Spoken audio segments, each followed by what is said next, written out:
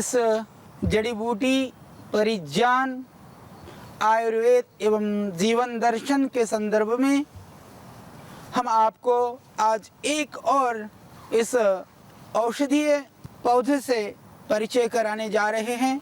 वैसे जब से बायोडीजल की चर्चा चली तब से यह पौधा पूरे देश में विख्यात हो गया। ऐसा यह वृक्ष है जो मेरे पास इस विशालकाय वृक्ष के रूप में है। हालांकि इसको हम जट्रोफा या रतनजोत के नाम से जानते हैं। रतनजोत का यह वृक्ष इतना विशाल पेड़ के रूप में बहुत कम मिलता है। इसकी जो हाइट है, इसकी जो साइज है वो थोड़े छोटे होते हैं। यह बहुत ही पुराना पेड़ है। अभी हम एक बहुत घने जंगल में हैं। इस तरह के बहुत पुराने जंगल हों जहाँ मिट्टी उर्वरा हो, उस जगह पर ऐसे बड़े बड़े कुछ पेड़ के रूप में भी ये जट्रोफा दिखाई देता है, नहीं तो यह एक झाड़ी नुमा या पौधा होता है। निश्चित रूप से बायोडीजल से हमने इसके नाम को जाना। बायोडीजल के रूप में यह गुणकारी हो सकता है देश के प्रदूषण को ख़त्म करने में, या हमारे ग्रामीण क्षेत्र के जो सुदूर हमारे कृषक भाई बहन हैं, जट्रोफा की खेती करके उनके आमदनी या रोज़गार के लिए यह एक साधन बन सकता है। यह सत्य है। वह एक अनुसंधान का विषय है और समय की उसके लिए आवश्यकता है, अभी प्रतीक्षा की आवश्यकता है। परंतु उससे पहले भी हम यदि इसके औषधीय गुणों से परिचित हो जाएं, इसके औषधीय गुणों को जानें, तो हम बहुत सारे रोगों में इसके प्रयोग के द्वारा विविध व्याधियों को अपने इस जट्रोफा के द्वारा, इस रतनजोत के पेड़ के द्वारा, हालांकि आयुर्वेद के अंदर रतनजोत के नाम से बहुत सारे औषधियाँ वनस्पतियाँ जानी जाती हैं जो हिमालय क्षेत्र में पाई जाती हैं, जो बहुत छोटे छोटे पौधे होते हैं। परंतु यह जट्रोफा, इसको भी हम रतनजोत के नाम से ही जानते हैं। यह एक बहुत ही गुणकारी पौधा है। इसकी जो विशेषता है, यह यदि ज़्यादा मात्रा में लेते हैं तो यह विरेचन और वमनकारी द्रव्यों में भी इसका प्रयोग किया जा सकता है। इसका जो फल है आप देख पा रहे हैं मेरे दाईं ओर भी और बाईं ओर भी, ये कच्चा फल है। कच्चा फल तो हरा है, फिर थोड़ा सा यह पीला फल है और पकने के बाद में ये काला हो जाता है। आप देख रहे हैं इसके अंदर से जैसे एरंड में से बीज निकलता है, उसी तरह से इसमें भी बीज निकलता है। इस बीज को ग्रामीण क्षेत्र में प्रायः कभी कभी, क्योंकि इसके गिरी को निकाल देने से ये बड़ा खाने में अच्छा लगता है। खाने में अच्छा तो लगता है, परंतु यदि आप एक बीज खा लें तब तक तो कोई बात नहीं, 2-4 घंटे बाद पेट साफ हो जाएगा। 2 बीज खा लें तब भी शायद आप सहन कर पाएँ, परंतु यदि खा लेते हैं 3 बीज तो निश्चित रूप से मैं कह सकता हूँ शुरू हो जाएगी उल्टी। और उसके बाद में 4-5 बीज खा लेते हैं तो मोशन भी शुरू हो जाएगा। हालांकि यह बहुत पॉइजन वाला वृक्ष नहीं है, फिर भी आधी बीज या 1 बीज तक खा सकते हैं। तो 1 बीज हर रोज़ लेने से आपकी जो पेट की बीमारी है उसमें पूरा लाभ होगा। जिनको कब्ज है या कभी किसी भी तरह से मलबद्धता की शिकायत है, 1 बीज यदि आप नियमित रूप से लेते हैं उसमें इससे पूरा लाभ होगा। एक और इसकी जो विशेषता है, बहुत ऐसे रोगी आते हैं, हालांकि बहुत रेयर केसेस ऐसे होते हैं जिनकी आंतड़ियाँ उलझ जाती हैं, आंतें आपस में उलझ जाती हैं, बाद में डॉक्टर उसको काट करके ही निकाल पाते हैं। और कभी कभी तो थोड़ी उलझती है, पहले ही पता चल जाता है, कभी अचानक मलबंध की स्थिति हो जाती है। उस स्थिति में यदि मल नहीं निकल रहा हो तो ये जट्रोफा बहुत ही लाभकारी है। तो ये सिर्फ मनुष्य के लिए नहीं, पशु के लिए भी, गाय, भैंस, बैल आदि जो पशु हैं, हमारे घर के जो पालतू पशु हैं, उनके लिए भी बहुत ही गुणकारी यह वृक्ष है।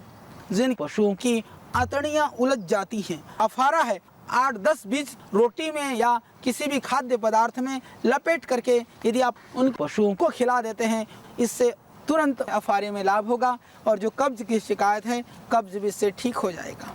बहुत ही अच्छा यह प्रयोग है कब्ज के लिए, अफारे के लिए और पशुओं के इंडाइजेशन के लिए, अग्निमांद्य के लिए भी यह एक विशेष गुणकारी है।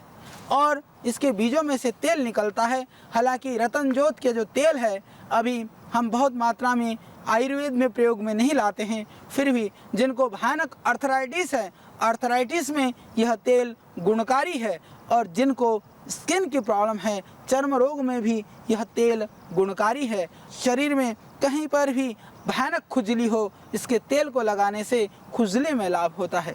रतन जोत आपके लिए, आपके स्किन के लिए एक मित्र है। इसके अतिरिक्त इसकी जड़ को ज़्यादा लेने से सावधान उल्टी होती है। ये थोड़ी सी सावधानी पूर्वक प्रयोग करने वाली जड़ियों में इसकी गणना है, इसका आप थोड़ा सा ध्यान रखें। रतन जोत थोड़ी सावधानी पूर्वक आप प्रयोग करें, कम मात्रा में प्रयोग करें, यह गुणकारी है। वैसे यह रक्त शोधक है, किसी भी तरह की जो अंदर के जो विषैली तत्व हैं इसमें से निकालने की इस जट्रोफा के अंदर बहुत क्षमता है, पर अधिक मात्रा में लेते हैं तो इससे उल्टी होने की, दस्त होने की पूरी संभावना रहती है, इसलिए कम मात्रा में प्रयोग करें। और इस जड़ को यदि आप उबाल करके प्रातः सायं पिला देते हैं तो कितने भी भयानक आपको चर्म संबंधी विकार है, रक्त दोष है, स्किन प्रॉब्लम है, एक्जिमा है, इस तरह के किसी भी तरह के रोग में यह अत्यंत गुणकारी है। इसकी जो जड़ है, इसकी जड़ अत्यंत रक्त शोधक है। यह आपके शरीर के टॉक्सिन्स को निकालता है, विजातीय तत्व को निकालता है। नीम के पत्तियाँ, थोड़ी सी इस रतन जोत की जड़, नीम की पत्ती, रतन जोत की जड़ और थोड़ी सी कत्थे की लकड़ी ले लें, खैर की लकड़ी, थोड़ा कूट करके, पंसारी के यहाँ भी मिल जाएगा। यदि आप लेते हैं काढ़ा बना करके प्रातः सायं तो इससे मुक्ति मिलेगी। आपको किसी भी तरह से, किसी भी तरह के रक्तजन्य, जो स्किन जन्य जो परेशानियां हैं, जो चर्म रोग है, उससे आपको मुक्ति मिलेगी। मैंने इसका एक बहुत ही चमत्कारिक प्रयोग देखा। मेरे को स्मरण है आज भी, जब मैं आसाम के आदिवासी क्षेत्रों में श्रद्धेय स्वामी जी हम लोग सेवा कार्य कर रहे थे। हम लोगों ने वर्षों उन आदिवासी क्षेत्रों में उन भाइयों के लिए सर में दवाइयाँ लाद लाद करके, हम पानी में इतने पानी पर जा कर के हमने बहुत उन क्षेत्रों में सेवा कार्य किया। उत्तराखंड के पहाड़ों में भी हमने बहुत सेवा कार्य किया, जहां हम प्रत्यक्ष रूप से पहले पहुंच करके उन सुदूर भाई बहनों की खबर लेते रहे। उस समय की मुझे एक घटना स्मरण होती है। वहां पर हमें भयानक फीवर हो गया, सेवा करते करते स्वयं बीमार हो गए। उस स्थिति पर हमने औषधि भी ली, बहुत ज़्यादा तुरंत लाभ नहीं हो पा रहे थे। वहाँ जो एक जड़ी बूटी जानने वाले आए, उन्होंने कहा कि हम एक जड़ी बता सकते हैं, इससे तुरंत बुखार उतरेगा। तो हमने कहा कोई नहीं, आप बताइए। उन्होंने हमें इस रतन जोत का जो ये जट्रोफा है, हमने कहा जिस जड़ी को आप ले आएंगे उनके पत्तियों को भी ले आना। तो उनकी पत्तियों को ले आए। हमने पत्तियों से पहचाना कि ये जो पत्तियां थी वह इस रतन जोत की पत्तियां थी। तो उसके जड़ को, उन्होंने इतनी जड़ को पानी में उबाल करके पिला दिया।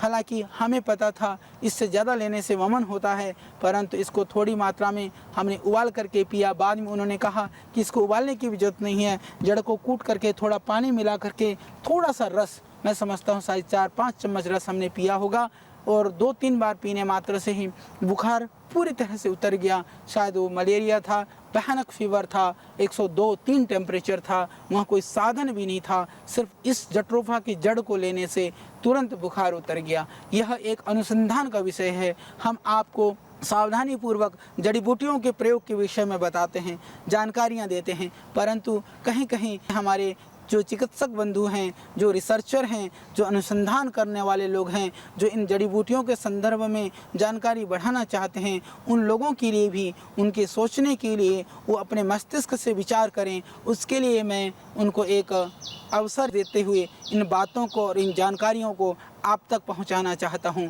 हमें अंधविश्वासी बन करके, किसी पूर्वाग्रह और रूढ़िवादी बन करके इन पौधों का प्रयोग नहीं करना है। हमें एक खुले मस्तिष्क और दिमाग से, और हमें एक वैज्ञानिक की तरह से, एक इस हमारी विधाओं के प्रति एक लगाव और प्रेम के साथ साथ एक खुले मस्तिष्क के साथ इनके प्रयोग के संदर्भ में जानना है। जहाँ जहाँ जिन जिन प्रयोगों को लेकर के आज बहुत अनुसंधान की ज़रूरत है, उसको अनुसंधान की दृष्टि से भी हम देखें और जिन जिन प्रयोगों को हम सुविधा से कर सकते हैं उन प्रयोगों को भी अपना करके स्वयं रोग मुक्त रह करके दूसरों को भी रोग मुक्त करें, इसके लिए भी हम प्रयत्न करें। तभी हम जन जन तक इस औषधीय विद्या को, इस जड़ी बूटी ज्ञान को, इस ऋषियों की परंपरा को हम पहुंचा सकेंगे। यह बहुत ज़्यादा जरूरी है। तो बुखार के लिए इसके जड़ का प्रयोग अत्यंत गुणकारी है। तो उसके लिए रतन जोत की जड़ को पानी में उबाल करके पिला दिया कि इसको उबालने की भी जरूरत नहीं है, जड़ को कूट करके थोड़ा पानी मिला करके थोड़ा सा रस, मैं समझता हूँ शायद 4-5 चम्मच रस लिया और 2-3 बार पीने मात्र से ही बुखार पूरी तरह से उतर गया। स्किन डिजीज के लिए इसके जड़ का प्रयोग अत्यंत गुणकारी है। फिर हमने देखा जब त्वचा रोगों में यह लाभकारी है और यह बुखार जैसे रोगों में यह लाभकारी है, हमने ऐसा सोच करके, हालांकि बहुत कम इसके विषय में आयुर्वेद में वर्णन है, मैंने इस जट्रोफा के विषय में काफ़ी कुछ जानने का प्रयत्न किया, शास्त्रों से उतना मुझे पता नहीं चला, परंतु परंपरागत रूप से हमारे देश के जो आदिवासी क्षेत्र हैं, जो ग्रामीण क्षेत्र हैं, जो हमारे पूर्वोत्तर के जो राज्य हैं, जो मध्य प्रदेश, छत्तीसगढ़, बिहार और झारखंड के जो क्षेत्र हैं और गुजरात के जो काठियावाड़ वाला क्षेत्र है, उस क्षेत्र में बहुत सारे औषधीय गुणों में इसका वह प्रयोग कर रहे हैं। बहुत ही गुणकारी है। वहाँ पर विशेष करके इस तरह से जो बुखार है, इस तरह की स्किन प्रॉब्लम है, इस तरह की इन्फेक्शन है, उसमें इसका प्रयोग लोग आज भी कर रहे हैं। इसके अतिरिक्त इसका जो बीज है, उस बीज को गांव में जहां लाइट नहीं होती है, हमने देखा एक बांस की लकड़ी में इसको धीरे धीरे पीरो करके और माचिस से जलाने पर यह बहुत अच्छी तरह से जलता है और धीरे धीरे जलता है। वो जलाते भी हैं, उस जलाने के लिए भी इसका प्रयोग किया जाता है। तो क्योंकि उसके अंदर तेलीय गुण है, इसीलिए शायद बायोडीजल के रूप में इसका प्रयोग लोग आज कर रहे हैं। हमने तो ऐसा भी सुना कि अभी भी हमारे आदिवासी क्षेत्रों में इसको डीजल की तरह से जलाने के लिए यूज़ करते हैं। कोई कह रहा था मुझे कि यदि बहुत हाई टेम्परेचर में इसको बॉयल कर देते हैं तो इसका जो तेल है अपने आप अलग निकल जाता है, परंतु इसको लेकर के बहुत विविधता से हम रिसर्च करें। एक एक रिसर्च के लिए बहुत संसाधनों की ज़रूरत होती है, पर इन जड़ी बूटियों के रिसर्च के लिए बहुत ज़्यादा संसाधन न होने पर भी हम सीमित साधन पर सिर्फ अपनी इच्छा शक्ति से अनुसंधान कर सकते हैं, कार्य कर सकते हैं। तो हम उसके लिए सोचें, उसके लिए कार्य करें, जिससे कि हम लोगों तक इस विधा को पहुंचा सकें। आज सुबह उठ करके जब आदमी पेस्ट करता है, जब आप देखते हैं टूथपेस्ट करते समय कि आदमी यह नहीं सोचता कि उसके अंदर क्या डला हुआ है। हमें तो झाग चाहिए, हमें तो खुशबू चाहिए। उसका यदि सुंदर विकल्प हो सकता है तो ये जट्रोफा हो सकता है। दांतों के लिए ये जो रतन जोत है अपने आप में एक बहुत गुणकारी है। यदि आप सीधा इसके टहनी को तोड़ करके भी यदि इसका मंजन करते हैं तो आप देखेंगे इससे मुंह में पूरा प्राकृतिक झाग आता है। इससे जो आपके मसूड़े हैं वो स्वस्थ होते हैं, दांत मजबूत होते हैं, दांत सुंदर होते हैं। दंत रोगों के लिए यह जट्रोफा बहुत दिव्य प्रयोग है। हमें इसके लिए भी कुछ उपाय करना चाहिए, अनुसंधान करना चाहिए। हमें समय की अपेक्षा है, हम जरूर इसके ऊपर काम करेंगे तो प्राकृतिक रूप से नेचुरल जो झाग लाने में हमारे जो ग्रामीण क्षेत्र के जो लोग हैं, जो आज चाहे बड़े बड़े उद्योगपति हों, चाहे वो बड़े बड़े पोस्ट में पहुंच चुके हों, पर हर एक व्यक्ति जानता है कि गांव में जब छोटे छोटे बच्चे होते हैं, क्योंकि गांव में इतने संसाधन नहीं होते हैं, तो परंतु इसके दूध को निकाल करके एक पत्ते में रख करके एक छोटी सी किसी घास को लपेट करके गोल बना करके इसको डुबो के फूंक मारें तो बुलबुले उठते हैं। इसमें से बड़े बुलबुले बहुत सुंदर बनते थे। तो वो गांव के बच्चे इसमें खेल करके बड़े होते रहे हैं। तो आज हम इसके औषधीय गुणों को जान करके उसके जो झाग है इसको हम प्राकृतिक रूप से कैसे और विकसित करें, इसके लिए भी हमें काम करना चाहिए। और मंजन के रूप में आप प्राकृतिक जो मंजन है, जो जड़ी बूटियों का मंजन है,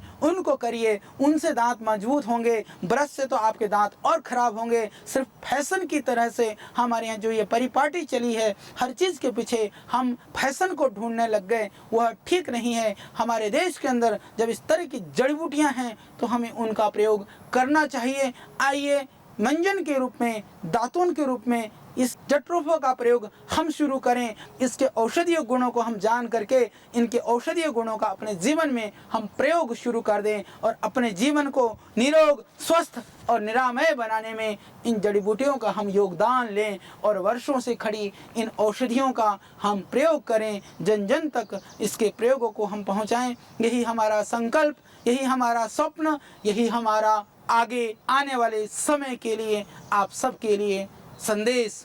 इसके साथ ही इस जट्रोफा के विषय में आपने बहुत कुछ जाना। अब औषधीय पौधे के रूप में हम इसको पूरे देश में पहचान दिलाते हुए फिर और एक औषधीय पौधे के साथ आएंगे हम फिर आपके बीच और बताएंगे ढेर सारी ऐसी ही जानकारियाँ जिससे भला होगा आपका, आपके परिवार का और इस देश का भला होगा। उसी में ही हमारी भलाई है। इसी पवित्र भावना से हम फिर होंगे आपके बीच।